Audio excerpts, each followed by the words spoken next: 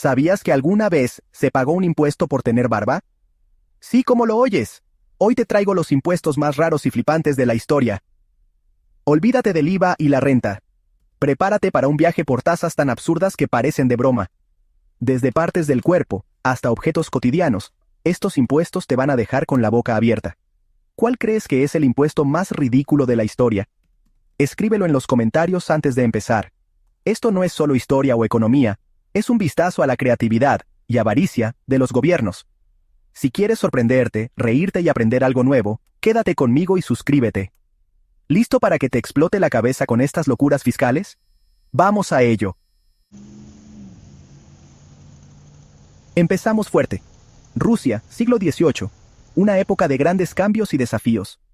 Imagina caminar por las calles de San Petersburgo y ver a Pedro el Grande, el zar que no solo quería transformar su imperio, sino también la apariencia de sus súbditos. Y sí, hablamos del famoso impuesto a las barbas. Pedro el Grande veía las barbas como un símbolo de atraso y resistencia al progreso. Para él, la modernización de Rusia pasaba por adoptar costumbres europeas, y eso incluía afeitarse. Así que si querías lucir barba, tenías que pagar una tasa especial. No era solo cuestión de moda, sino de dinero y poder. Los cortesanos, funcionarios y militares estaban obligados a afeitarse. No había excusas. La navaja era ley en la corte. El resto de la población, desde comerciantes hasta campesinos, podía conservar su barba, pero solo si pagaba una tasa anual. Era un privilegio que costaba caro. Si pagabas, recibías una ficha de barba, una especie de licencia oficial que debías llevar siempre contigo, como prueba de que habías cumplido con el impuesto. Si te pillaban sin ficha, la sanción era dura. Multa inmediata y afeitado público, a veces en medio de la plaza, para que todos lo vieran. Para muchos rusos, especialmente los ortodoxos, la barba era mucho más que pelo. Era tradición, identidad y religión. Afeitarse era casi un sacrilegio, una ofensa a sus creencias. El impuesto generó un enorme descontento. Hubo protestas, revueltas y mucha resistencia. Pero Pedro el Grande no cedió. Su objetivo era claro: cambiar la mentalidad del pueblo, aunque fuera a la fuerza. No se trataba solo de recaudar dinero, era una estrategia para imponer nuevas costumbres y demostrar el poder del Estado sobre la vida cotidiana, hasta en los detalles más personales. Ahora piensa, ¿pagarías tú por tu barba? ¿O por alguna costumbre personal si el gobierno decidiera grabarla? ¿Hasta dónde estarías dispuesto a llegar por defender tu identidad? Cuéntamelo en los comentarios. ¿Hasta dónde crees que puede llegar el poder del Estado sobre nuestras vidas y costumbres? Este impuesto es un ejemplo brutal de cómo la fiscalidad puede ser un arma de cambio cultural, capaz de transformar sociedades enteras, para bien o para mal. Al final, la medida fue abolida, pero la anécdota quedó para la historia. En Rusia durante décadas, la barba costaba dinero. Un precio por la tradición. ¿Qué otra cosa cotidiana crees que podrían tasar en el futuro? ¿Te imaginas pagar por usar zapatillas? ¿Por llevar sombrero? ¿O por tener tatuajes? La historia demuestra que los impuestos pueden ser tan creativos como absurdos. Menuda época aquella. Y quién sabe, quizá el próximo impuesto insólito esté a la vuelta de la esquina. Inglaterra, siglo XVII.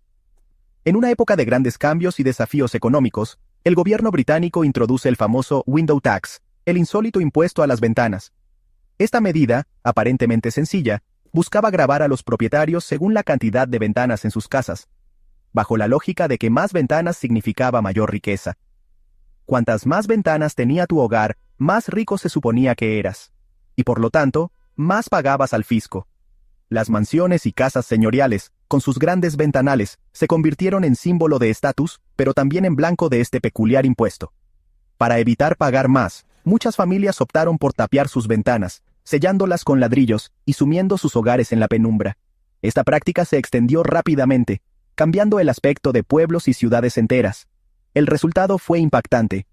Calles llenas de ventanas tapiadas, fachadas asimétricas y casas privadas de luz natural y ventilación. La arquitectura británica nunca volvió a ser la misma. Esta falta de luz y aire fresco contribuyó a la proliferación de enfermedades y problemas de salud pública, especialmente entre las familias más humildes, que ya vivían en condiciones precarias. De ahí surge la famosa expresión inglesa daylight robbery, porque literalmente te robaban la luz del día. El impuesto no solo afectaba el bolsillo, sino también la calidad de vida.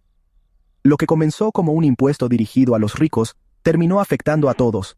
especialmente a los más pobres, quienes se vieron obligados a vivir en la oscuridad para ahorrar unos cuantos chelines.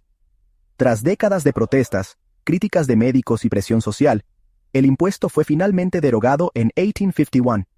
La sociedad británica celebró el regreso de la luz a sus hogares. Sin embargo, su legado quedó grabado en la arquitectura y en la memoria colectiva. Aún hoy, es posible ver ventanas tapiadas en edificios antiguos de Inglaterra. ¿Te imaginas vivir sin ventanas, sacrificando la luz y el aire solo para pagar menos impuestos? Es un ejemplo extremo de cómo una mala política fiscal puede cambiar la vida cotidiana. Este caso nos recuerda que las decisiones económicas pueden tener consecuencias inesperadas y duraderas, afectando incluso la salud y el bienestar de la población. ¿Crees que hoy podría existir un impuesto tan absurdo? ¿O que alguna medida actual tenga efectos similares sin que lo notemos? Déjame tu opinión en los comentarios y cuéntame si conoces otros impuestos insólitos de la historia. Antigua Roma. Vespasiano impone el impuesto a la orina, el Vectigal urinae.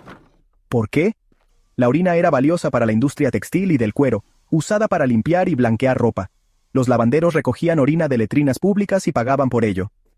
Cuando su hijo Tito lo criticó, Vespasiano le dijo, pecunia non olet. El dinero no huele. El impuesto fue efectivo y pragmático. Grabar lo que generaba movimiento económico, aunque fuera orina. No te cobraban por ir al baño, sino por comerciar con la orina recolectada. Es un ejemplo de cómo los gobiernos buscan ingresos en cualquier rincón. La frase «el dinero no huele» quedó para la posteridad. ¿Qué residuos modernos podrían ser tasados hoy si tuvieran valor? Este impuesto muestra el ingenio y el descaro fiscal romano.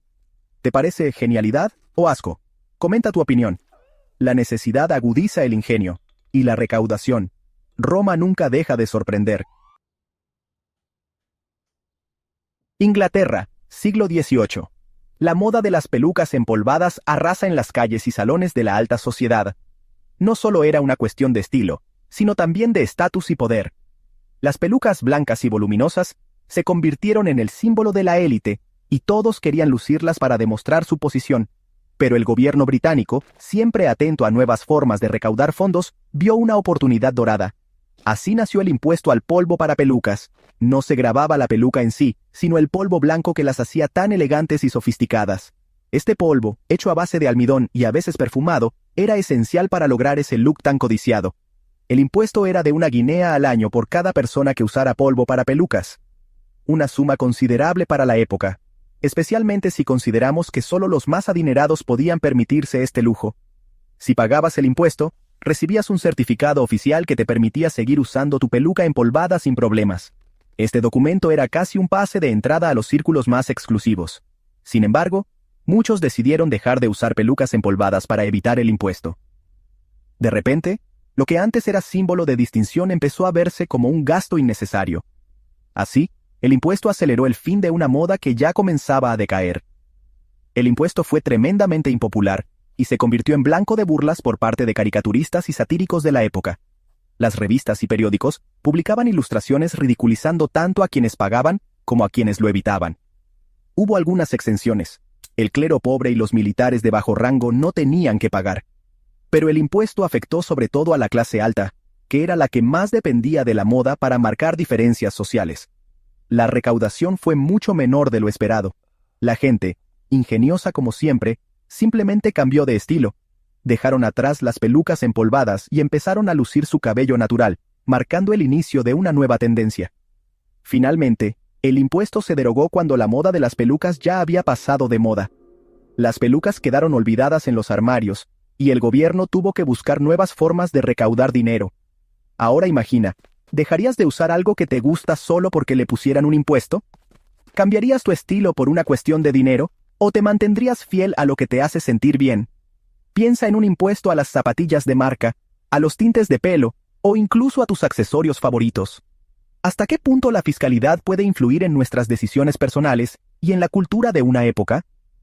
La historia nos demuestra que los impuestos no solo afectan la economía, sino que pueden transformar la cultura y la moda de toda una sociedad. Lo que hoy es tendencia, mañana puede desaparecer por una simple ley. ¿Y tú, qué accesorio o prenda no abandonarías ni aunque le pusieran un impuesto? Cuéntamelo en los comentarios y comparte tu historia.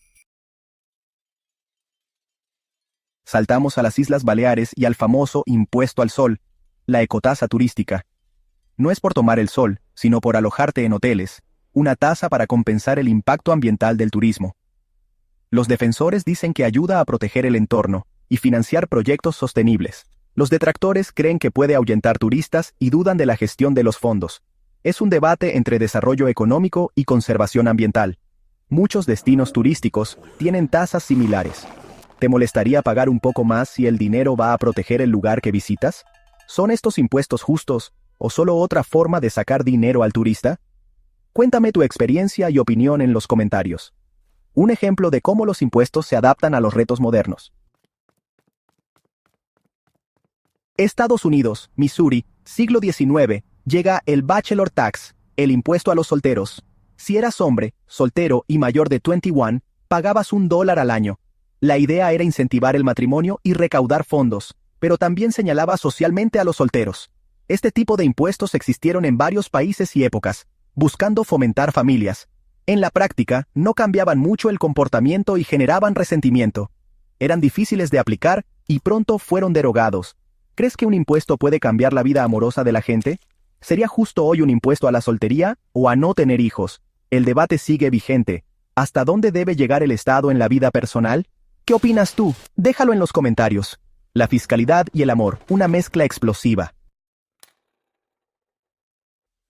Inglaterra, siglo XVIII, impuesto a los sombreros. Si querías cubrirte la cabeza, pagabas. Cuanto más caro el sombrero, más alto el impuesto.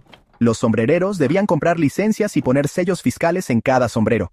Las multas por evasión eran altas, y la picaresca abundaba, sellos falsos, contrabando, o dejar de usar sombrero.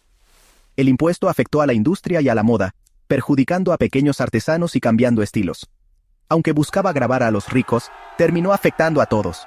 La burocracia lo hizo engorroso y difícil de gestionar. ¿Pagarías un impuesto por tu gorra favorita? ¿Podría un impuesto así acabar con la moda de las gorras? Es curioso cómo algo tan cotidiano fue objeto de una tasa. ¿Cuál es tu prenda de cabeza favorita? ¿Pagarías por ella? Déjame tu respuesta en los comentarios.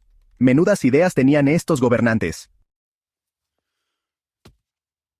Hasta aquí nuestro viaje por los impuestos más raros de la historia.